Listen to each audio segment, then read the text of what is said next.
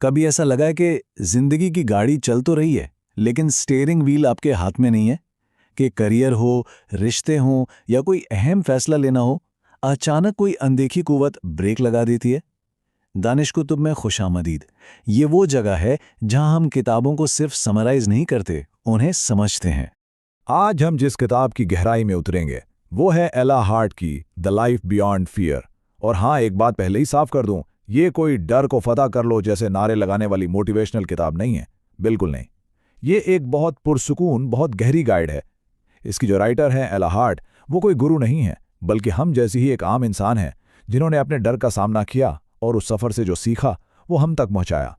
इस पूरी गुफ्तगू का जो मरकजी ख्याल है ना, वो इसी एक सवाल से शुरू होता है। एक लम्हे के लिए तसव्वुर करें कि आपकी जिंदगी एक गाड़ी है। सवाल यह है कि उस गाड़ी का स्टीयरिंग व्हील, उसकी डायरेक्शन किसके हाथ में है, आपके या आपके डर के? आज हम इसी को समझने के सफर पर निकलेंगे। तो इस गाड़ी का स्टीयरिंग व्हील वापस अपने हाथ में लेने के लिए हमारा सफर इन 6 कदमों से गुजरेगा। हम डर की बुनियाद से शुरू करेंगे, फिर समझेंगे कि ये कितनी खामोशी से हमारे फैसले कराता है, और आखिर में ये सीखेंगे कि डर से लड़े बिना उससे एक नया रिश्ता बनाकर जिंदगी की बागडोर वापस कैसे थामी जाए। चलिए पहले कदम से शुरू करते हैं। सबसे पहले ये समझना बहुत जरूरी है कि डर हमारा दुश्मन नहीं है। ये बात अक्सर कोई नहीं बताता। डर एक कुदरती निज़ाम है, हमारे जिस्म का वो अलार्म सिस्टम जो हजारों सालों से हमें असली खतरों से बचाता आ रहा है। मसला तब शुरू होता है जब ये अलार्म सिस्टम उन चीज़ों के लिए बजने लगता है जिनसे हमारी जान को कोई खतरा नहीं, जैसे ऑफिस की प्रेजेंटेशन से, प्रमोशन मांगने से या किसी रिश्ते के लिए ना कहने से। किताब डर को 2 हिस्सों में तकसीम करती है। एक है हिफाजती डर। ये वो डर है जो हमें जिंदा रखता है। आग से डर, ऊंचाई से डर, इसकी हमें सुननी चाहिए। लेकिन दूसरा है रोकने वाला डर। ये वो डर है जो हमें जीने से रोकता है। नाकामी का डर, ठुकराए जाने का डर, और हमारे मुआशरे का सबसे बड़ा डर, लोग क्या कहेंगे। ये डर हकीकत से नहीं, हमारे दिमाग की बनाई हुई कहानियों से पैदा होता है, और हमारा फोकस इसी दूसरे डर को समझना है। तो ये रोकने वाला डर बहुत खामोशी से, बिना बताए हमारी जिंदगी का स्टीयरिंग व्हील अपने हाथ में ले लेता है। और सबसे खतरनाक बात यह है कि हमें एहसास तक नहीं होता। यहीं पर लोग गलती करते हैं। डर हमसे ऐसे फैसले करवाता है जो हमें अपनी अक्लमंदी लगती है। हमें लगता है हम प्रैक्टिकल हो रहे हैं, जबकि असल में डर हमसे बात कर रहा होता है। किताब के मुताबिक डर हमें 4 आम तरीकों से कंट्रोल करता है। पहला, ओवरथिंकिंग, हर चीज का बदतरीन अंजाम सोचना। दूसरा है कंफर्ट जोन, यानी एक जानी पहचानी नाखुशी में रहना क्योंकि अनजान बेहतरी से डर लगता है। तीसरा है मुकाबला, ये सोचना कि हम दूसरों जैसे नहीं बन सकते। और चौथा, सबसे आम, ताल मटोल, ये कहना कि अभी सही वक्त नहीं है। सोचिए, कितने सालों से किसी का स्टार्टअप का आइडिया सिर्फ इसलिए रुका हुआ है क्योंकि वो परफेक्ट लम्हा कभी नहीं आता। अब किताब भी कहती है, और साइंस इसकी वजह बताती है, हमारे दिमाग में एक छोटा सा हिस्सा है एमिगडाला।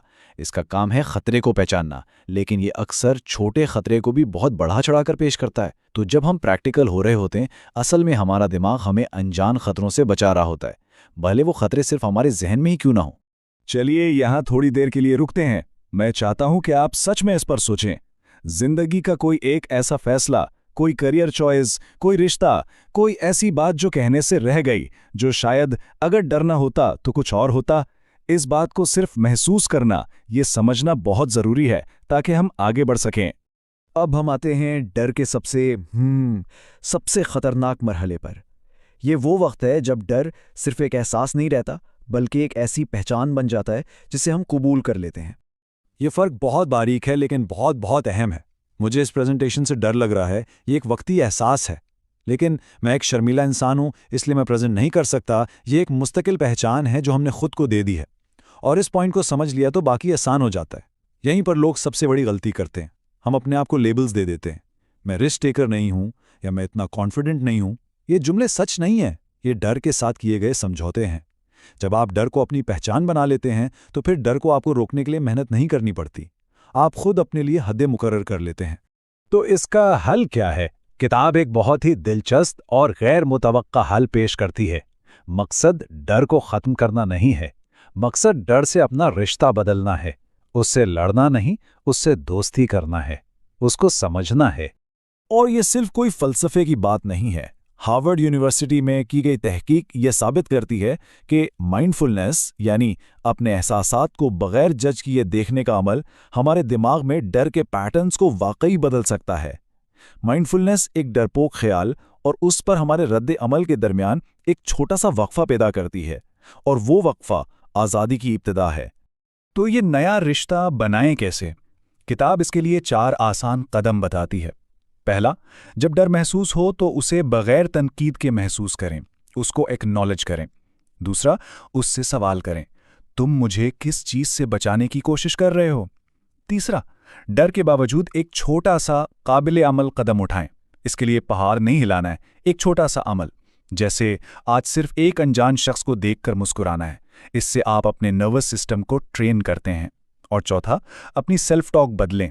मैं ये नहीं कर सकता से, ये मुश्किल है लेकिन मैं इसे संभाल लूंगा। डर का जो असल इलाज है ना, वो हिम्मत नहीं है। असल इलाज है खुद पर यकीन, जिसे हम सेल्फ ट्रस्ट कहते हैं। डर आने वाले कल का नहीं होता। डर इस ख्याल का होता है कि अगर कल कुछ गलत हो गया तो हम उसे संभाल नहीं पाएंगे। हम असल में अपनी सलाहियत पर शक कर रहे होते हैं। सेल्फ ट्रस्ट को अक्सर गलत समझा जाता है। इस कॉन्सेप्ट को काफ़ी लोग गलत अप्लाई करते हैं। खुद पर यकीन का मतलब ये नहीं है कि आप कभी नाकाम नहीं होंगे। इसका मतलब ये है कि अगर आप नाकाम हो गए तो आप खुद को अकेला नहीं छोड़ देंगे, आप खुद को सज़ा नहीं देंगे, आप अपने साथ नरमी बरतेंगे। यहीं से रियल चेंज शुरू होता है। जब नाकामी का दुख कम हो जाता है तो उसके डर की ताकत भी खुद ब खुद कम हो जाती है। तो ये यकीन पैदा कैसे किया जाए? देखिए, ये रातों रात नहीं होता। ये रोज़ छोटे छोटे कदमों से बनता है। पहला, अपने आप से किए गए छोटे वादे पूरे करें, जैसे सुबह उठकर एक गिलास पानी पीना। जब आप ये करते हैं तो आप अपने दिमाग को सिग्नल देते हैं कि आप काबिल एतबार हैं। दूसरा, फैसले करना सीखें, भले ही छोटे हों। क्या खाना है, क्या देखना है, ये फैसले खुद करें। और तीसरा, अपने आप से ईमानदार रहें, अपने एहसासात और ख्वाहिशात को कबूल करें। मेरा अपना तजुर्बा ये कहता है कि जब तक हम बाहर से वैलिडेशन, लोगों से तस्दीक ढूंढते रहते हैं, डर हमेशा जीतता है, क्योंकि दूसरों की राय हमेशा बदलती रहती है। असली सुकून और ताकत तब मिलती है जब आपकी अपनी नज़र में आपकी इज्जत हो, जब आपको ये पता हो कि चाहे नतीजा कुछ भी हो, आप अपने साथ खड़े रहेंगे। अब हम इस सारी गुफ्तगू को समेटते हैं और समझने से अमल की तरफ आते हैं। आपका पहला कदम क्या होना चाहिए? और अब हम आते हैं इस पूरी किताब के सबसे अहम पैगाम पर। इसका निचोड़ ये है, जिंदगी का मकसद बेखौफ होना नहीं है, क्योंकि बेखौफ होना इंसानी फितरत में नहीं है। असल मकसद ये है कि डर के बावजूद एक बामानी, एक मीनिंगफुल जिंदगी गुजारी जाए। एक ऐसी जिंदगी जो आपके वैल्यूज जैसे मोहब्बत, ग्रोथ या कनेक्शन पर मबनी हो। और जब आप मानी चुनते हैं तो उसके साथ थोड़ी बेचैनी भी आती है, और ये बिल्कुल ठीक है। आपका पहला, आखिरी और सबसे अहम कदम यह है, आज सिर्फ एक ऐसा छोटा फैसला पहचानें जिसे आप डर की वजह से टाल रहे हैं। एक कागज़ पर लिखें कि डर आपसे क्या कह रहा है, और फिर उसके नीचे लिखें कि अगर आप अपने वैल्यूज़, अपनी कदरों की बुनियाद पर फैसला करते तो वो फैसला क्या होता। मकसद अभी वो कदम उठाना नहीं है, मकसद सिर्फ डर की आवाज़ और अपनी असल आवाज़ के दरमियान फ़र्क को वाज़े करना है। तो इस सारी समझ के बाद अगर आज सिर्फ एक बात याद रखनी हो तो वो ये है, असली तरक्की, रियल ग्रोथ तब शुरू होती है जब हम सीखी हुई बात को सिर्फ सुनते नहीं बल्कि अपनी जिंदगी में लागू करते हैं। अगर आपको ये गुफ्तगू पसंद आई तो ऐसी मज़ीद किताबों को गहराई से समझने के लिए इस सफ़र में हमारे साथ शामिल हों, लाइक और सब्सक्राइब करें। अगर आप कंफर्टेबल हों तो कमेंट्स में बताएं कि डर अक्सर आपसे किस शक्ल में बात करता है।